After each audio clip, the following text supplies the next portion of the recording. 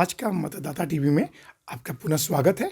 इस वक्त हम युवा चर्चित और समर्पित जो बीजेपी के युवा नेता हैं विनीत त्यागी जी उनके निवास में हैं और उनसे हम बहुत सारे विषयों पे बात करेंगे। आप लोग का पुनः स्वागत है। विनीत बाबू, आपका बहुत बहुत स्वागत है। बहुत बहुत धन्यवाद। नमस्कार। विनीत जी, इतना हंसमुख हैं आप, क्या वजह है इसके पहले? देखिए, जब मन शांत होता है और इच्छाएं सीमित होती हैं तो ये तो स्वाभाविक है। मन विचलित रहेगा, इच्छाएं नियमित लिमिट से बाहर हो जाएंगी तो आप चेहरे पे हंसी लाना बहुत मुश्किल है। तो इच्छाएं सीमित हैं, लेकिन लोगों के खुशी के लिए आप बहुत काम करते हैं। समाज के लिए जब आप कुछ काम करते हैं तो जब वो दुआएं देते हैं तो उससे आपको अंदर से ही इतना उत्साह और खुशी मिलती है कि वो आपके चेहरे पे नजर आती है। अच्छा विनीत जी, आज 22 जनवरी है। आपको याद होगा देश के प्रधानमंत्री नरेंद्र मोदी ने जी आज कुछ विशेष किया था। मैं चाहूँगा आप बताइए आज। देखिए, ये तो हर सनातनी को याद रखना चाहिए और जब तक जीवन है तब तक याद रखना चाहिए। 500 वर्ष के बाद हमारे आराध्य भगवान प्रभु श्री राम का जो जन्म स्थान था अयोध्या, उस पर बाल स्वरूप भगवान श्री राम के बाल स्वरूप का प्राण प्रतिष्ठा 22 जनवरी को हुई थी। तो आज वही दिन है और हमारे सनातनियों को कितने वर्षों से इंतजार था, कितनी लड़ाइयाँ लड़ी गई। देखिए, इसके लिए तो वैसे तो 500 वर्ष से भी लगभग 500 वर्ष हो चुके हैं, लेकिन पिछले 50 साल से तो इतना ज़्यादा संघर्ष रहा। लोग शहीद हुए, जो भगवान राम के प्रेमी थे, जो देशभक्त थे, जो सनातनी थे, उन्होंने अपने प्राणों को न्यौछावर करके, उनको भी हमें शत शत प्रणाम करता हूं कि उनके उस बलिदान फलस्वरूप ही आज देश के प्रधानमंत्री नरेंद्र मोदी जी ने सुप्रीम कोर्ट की मदद से वहाँ पर उसी जगह पर जहाँ पर भगवान श्री राम का जन्म स्थान था, वहीं पर एक भव्य और दिव्य एक मंदिर का निर्माण प्रारंभ किया और पूरा विश्व जो है उसको देखा जी कि भारत देश में उन्होंने आपको याद एक बात कही थी कि 2000 वर्षों तक ये युवा को ऊर्जा देता रहेगा। राइट, बिल्कुल। अच्छा, एक बात और, बस 5 मिनट आप बोलेंगे कि हमें याद है जब लाल कृष्ण आडवाणी और अशोक सिंघल जी ने इसकी स्टार्टिंग की थी, पूरे भारत देश में भ्रमण किया था कि 1 ईंट और 1 रुपया दो, जिससे कि तो उनकी आत्मा को भी शांति मिलेगी। देखिए, अशोक सिंघल की बात कर रहा हूँ। अशोक सिंघल, मैंने पहले कहा कि पिछले 50 वर्षों में तो इतने सनातियों ने, इतने धर्म प्रेमियों ने, इतने लोगों ने अपने प्राणों का बलिदान दिया है, जो सर्वोच्च बलिदान होता है उस संघर्ष को करते हुए।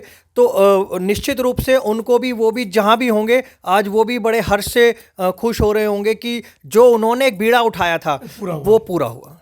एक सवाल और, उत्तर प्रदेश में अयोध्या भी है और प्रयागराज भी है।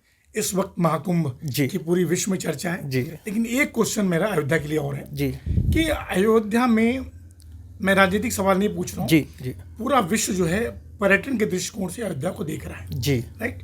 तो ऐसी स्थिति में वहाँ पे और क्या क्या चीज एज इंफ्रास्ट्रक्चर होना चाहिए कि विश्व में नंबर 1 पे अयोध्या पर्यटन में आ जाए?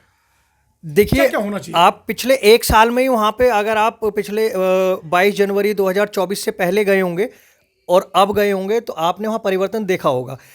24 से पहले तो वहाँ पे कुछ भी संसाधन नहीं थे, लेकिन आज वहाँ पे एक नया स्टेशन बनाया है जो सीधा अयोध्या जी पहुँचता है। कोई इंफ्रास्ट्रक्चर, ट्रांसपोर्ट, पब्लिक ट्रांसपोर्ट, ये सबसे मेन चीज़ें होती हैं जो किसी भी जगह को, किसी भी टूरिस्ट प्लेस को या किसी भी धार्मिक स्थान को डेवलप करने के लिए ज़रूरी होती हैं। क्योंकि संसाधन अगर नहीं होंगे तो भक्त वहाँ कैसे पहुँचेंगे? वहाँ सुविधा उपलब्ध होनी चाहिए और मेरे ख्याल से योगी जी और मोदी जी का विशेष ध्यान है इस पे और बहुत जल्द ही ये पूरा भी होगा। भारत देश का सबसे नंबर 1 आस्था का जो स्थान है, आस्था का केंद्र राम, बिल्कुल 200%, इसमें तो कोई संदेह होना ही नहीं चाहिए किसी भी देशवासी को। लास्ट 2 सवाल और जी। प्रयागराज में महाकुंभ स्टार्ट हो गया, 13 जनवरी से स्टार्ट हो गया जी। वहाँ पे जो शाही स्नान होता है, अमृत स्नान स्टार्ट हो गया जी। 2 दिन पहले वहाँ अग्निकांड भी हुआ जी, लेकिन रख रखाव हो गया। इस वक्त यानी कि पूरे 40 दिन के अंतराल में कितने श्रद्धालु पहुंच जाएंगे प्रयागराज? देखिए, ये तो एक प्रशासनिक आंकड़ा है जो लगा सकते हैं, लेकिन उस आंकड़े से भी बहुत ज़्यादा 40 करोड़ से ज्यादा। 40 करोड़ क्या, मतलब मैं तो जो डेली देख रहा हूँ न्यूज़ चैनल के माध्यम से या मेरे जो रिश्तेदार यार दोस्त गए हैं उनके माध्यम से, तो ये 50 करोड़ भी पहुंच जाए तो कोई अतिशयोक्ति नहीं होगी। इतने लोग पहुंचेंगे और पहुंचना चाहिए, क्योंकि देखिए ये हमारे संतों के मुख से हमने सुना है कि ये वाला जो महाकुंभ है 144 वर्षों के बाद आया है, और ये शायद इस पीढ़ी की एक ही कुंभ होगा। इस पीढ़ी में जो भी इसको स्नान करेगा, इसके बाद क्योंकि आज की उम्र लगभग 60, 65, 70, 80 साल, 100 साल हो जाएगा, ये 144 वर्षों के बाद है। तो शायद इस समय इस स्नान को मेरे ख्याल से तो देश के लिए बहुत महत्वपूर्ण, हर किसी को जाना चाहिए। ओके सर, थोड़ा सा एक, चूंकि आप बीजेपी से जुड़े हुए हैं जी, दिल्ली में चुनाव 8 फरवरी को परिणाम आ जाएगा जी, क्या लग रहा है बीजेपी की स्थिति क्या होगी वहाँ पे? देखिए बीजेपी की स्थिति बहुत मजबूत है, क्योंकि जो वर्तमान सरकार है वो सिर्फ झूठ की बुनियादों पे चलती है, लोगों को भ्रमित करती है, मुफ्त में रेवड़ियाँ बांटने का काम करती है। लेकिन दिल्ली की जनता अब ये समझ चुकी है कि जो उनको मुफ्त में रेवड़ियाँ मिल रही हैं वो उन्हीं के दिए हुए टैक्स उनको मिल रहा है। जो उनके दिया हुआ टैक्स दिल्ली के विकास में, दिल्ली के संसाधनों में लगना चाहिए, वही पैसा केजरीवाल जी घुमा फिरा करके विकास में ना लगा करके दिल्ली की जनता को दे रहे हैं। अब इस बात को दिल्ली की जनता अच्छे से समझ चुकी है। जनता को नहीं दे रहे हैं, जनता को देने के बहाने लूटपाट कर रहे हैं। इसमें तो कोई दो राय नहीं है कि जब आपको याद होगा राजीव गांधी ने कहा था कि मैं 1 रुपया देता हूं तो नीचे 10 पैसे पूछते हैं, वो स्थिति केजरीवाल की है। उन्हें पता है कि वो 100 रुपये देंगे तो उसमें से 90 अपने पास आएंगे और 10 रुपये वो दिखा देंगे कि हमने जो है खर्चा करा। इसका एक जीता जागता उदाहरण ये आप 90 रुपया दिखा देंगे खर्चा किया, हाँ, और 10 रुपया ही खर्चा करेंगे। जहाँ तक मैं करेक्ट हूँ? बिल्कुल बिल्कुल, आप बिल्कुल सही कह रहे हैं। और इस बात को दिल्ली की जनता बहुत अच्छे से समझ चुकी है, और वो मोदी जी के काम से और इतनी प्रभावित है कि इस बार इसमें कोई संशय ही नहीं है कि भाजपा की सरकार दिल्ली में 25 वर्षों के बाद पुनः आने वाली है।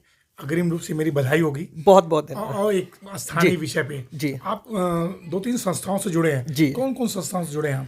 देखिए मैं मुख्य रूप से एक हमारी राष्ट्रीय जनसेवा समिति है जिसका मैं एज ए अध्यक्ष इसमें हूँ, और एक मंदिर की सेवा प्रभु की कृपा से मुझे मिली हुई है, श्री शिव दुर्गा मंदिर पटेल नगर में स्थित है, उसका भी मुझे अध्यक्ष पद पे वहाँ के सेवा करने का मौका मिला है। एक भारतीय यूथ ब्रिगेड है जो पूरे देश भर में एक एकता का संदेश एक देती है, उसका भी मैं प्रदेश महामंत्री हूँ। लेकिन मुख्य रूप से मैं राष्ट्रीय जैन सेवा समिति के साथ कार्यरत हूँ, और क्योंकि इसमें हम अपने, देखिए सबसे पहले अपना घर मजबूत, फिर अपना पड़ोस मजबूत, फिर अपना जिला मजबूत, फिर प्रदेश मजबूत और फिर देश मजबूत। तो जब पहले हम खुद मजबूत होंगे तब हम किसी की मदद कर पाएंगे। तो उसी के लिए यही प्रयास है कि पहले हम अपने आप को मजबूत करें, फिर बाहर निकलें। अच्छा, एक बात और जी, सुनने में क्या पूरे, जहाँ तक मैं 100% मुझे कॉन्फिडेंस है जी कि आपने पढ़ाई लिखाई अपनी विदेश में की, जी जी, इंग्लैंड में पढ़ाई जी की, जी जी, वो चीज़ें जो विदेशी धरती पे पढ़ने के बाद जी भारत देश में वो माहौल बनने में कितना वक्त लग जाएगा? देखिए अगर मैं, आप अपने को यहाँ जोड़ पाते हैं? नहीं, देखिए क्योंकि मेरी तो जड़ें यहाँ पे थी, तो जी मैं तो जोड़ने में मुझे कोई वो नहीं है, लेकिन मैं वहाँ पर अपने आप को कंफर्टेबल महसूस नहीं कर पाया, क्योंकि जो हमारे देश की संस्कृति है, हमारा समाज है, वहाँ का समाज और संस्कृति बिल्कुल उल्टी है।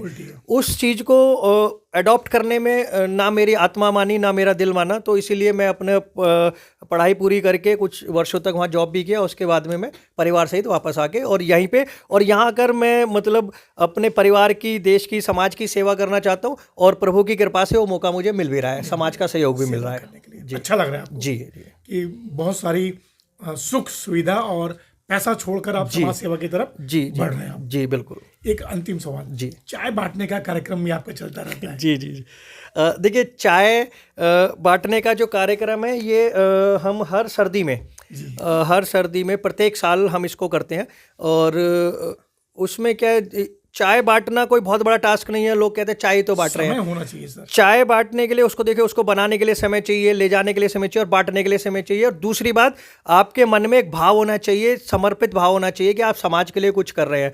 10 रुपए की चाय आती है, बहुत से लोग उस 10 रुपए की चाय को भी नहीं ले पाते हैं, लेकिन जब हम जाते हैं तो लगभग हम 1500 से 2000 लोगों कप चाय वहाँ पे वितरण करते हैं, और उनकी समस्याएं भी सुनते हैं, और उनके जीवन का रहने का तरीका भी हम सोच पाते हैं कि कितना मुश्किल है देखिए, देश विकास कर रहा है, सब कुछ है, लेकिन आज भी बहुत बड़ी आबादी ऐसी है जिनको रहने के लिए छत नहीं है, खाने के लिए भोजन नहीं है। तो हमारा एक छोटा सा प्रयास है और समाज के काम आता है, तो उसी के इस माध्यम से उनकी समस्याएं भी आप जान पाते हैं और एक दूसरे से मिलने का भी सौभाग्य मिलता है। बिल्कुल बिल्कुल। 26 जनवरी है, 2 दिन बाद जी। देशवासियों को छुट्टी नहीं मनानी चाहिए ना उस दिन? देखिए, मेरे ख्याल से तो मोदी जी और योगी जी को और देश के जितने भी प्रदेश के मुख्यमंत्री हैं सभी को उस दिन छुट्टी नहीं रखनी चाहिए। छुट्टी कैंसिल करके उस दिन बच्चों को अपने देश के प्रति, अपने संविधान के प्रति जो भी चीज़ें हैं, किस तरह से देश ने इस स्वतंत्रता को पाया, किस स्वतंत्रता के बाद अपने संविधान को बनाया, उसके विषय में बच्चों को बताना चाहिए। आज की स्थिति ये है कि 15 अगस्त हो गया, 26 जनवरी हो गई या 2 अक्टूबर हो गया, ये एक छुट्टी मनाने का अवसर हो गया। जबकि मेरा व्यक्तिगत मानना ये है कि इसमें बच्चों को, विद्यार्थियों को उस दिन की महत्व को बताना चाहिए कि आखिर ये दिन इतना बड़ा हमारे देश के लिए क्यों है। उस दिन बताएंगे तो ज़्यादा प्रभाव होगा। बिल्कुल। विनीत त्यागी जी, आपका बहुत बहुत धन्यवाद। फिर किसी विषय पे हम आपसे बात करेंगे। बहुत बहुत धन्यवाद। नमस्कार।